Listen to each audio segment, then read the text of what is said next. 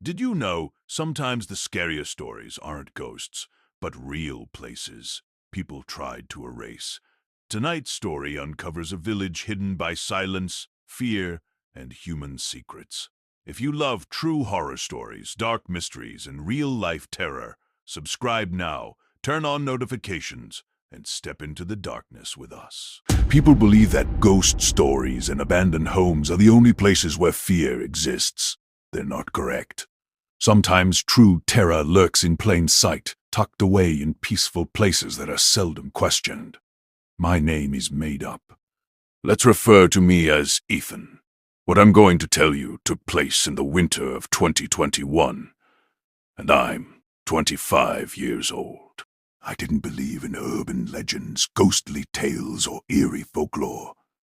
I trusted facts, logic, and science. What I witnessed in Grey Hollow disproved that notion. I had recently secured my first position as a government land surveyor, where I was tasked with mapping isolated rural regions for a project aimed at agricultural growth.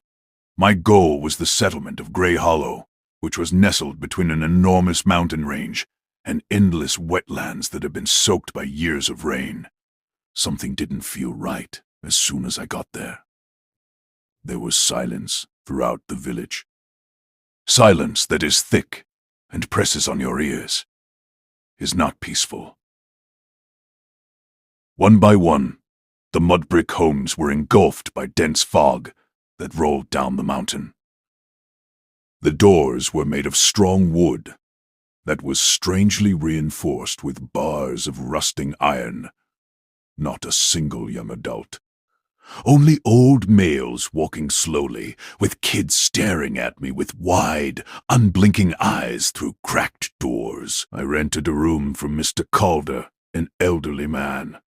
He was pale, thin, and had protruding veins beneath his skin. Even indoors, he always wore leather gloves. He drew me aside just before dusk and whispered, "Lock your door once the sun goes down. Close the opening beneath it.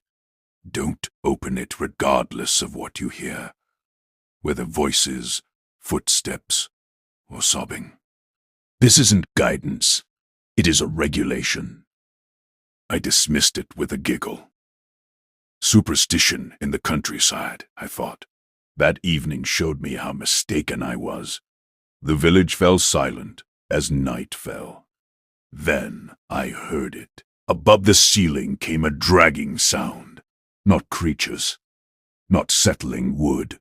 Something weighty, slowly moving. Then there was another noise coming from the adjacent room, a constant tapping of metal, like someone repeatedly pounding metal with a gentle hammer. My chamber was filled with a strong chemical odor. There was a combination of old preserved meat and ammonia. My gut churned.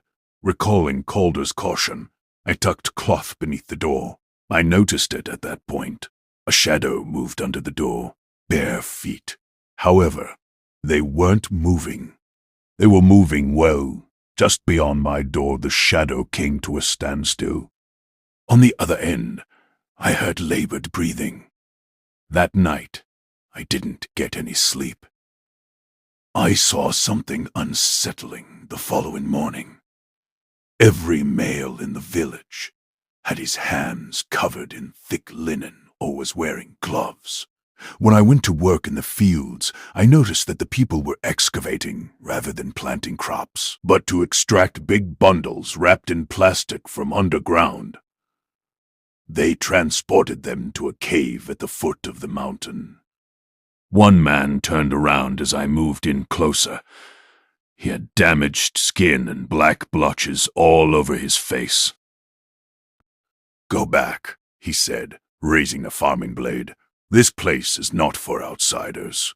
Curiosity almost killed me that night.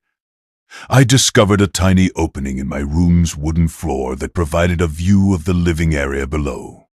Mr. Calder sat with 3 other men at midnight. They took off their gloves. I'm still haunted by what I witnessed. Their hands were abnormal, fused fingers. The skin was bloated, thick, and covered in a covering of moss-like moisture. Long, pointed nails that resemble claws. Chronic mercury and arsenic poisoning was caused by toxic compounds contaminating the groundwater. Everything was explained by the symptoms. Skin that is thicker, hand deformities, overgrowth of nails, serious genetic harm. Chemical reactions beneath the buildings were the source of the odor. The locals used contaminated soil to halt decomposition and remove organic material that was supplied to illicit fertilizer plants, because they were so desperate for money that they turned to illegal body trafficking. Years ago, the young and healthy had run away. The poisoned were the only ones left. Concluding remark. SEO-driven conclusion. Grey Hollow was devoid of ghosts. Not a demon. Don't swear. Silence, poverty, and toxic waste only ruin humans. The supernatural isn't the true terror. It's the result of crimes being concealed and forgotten.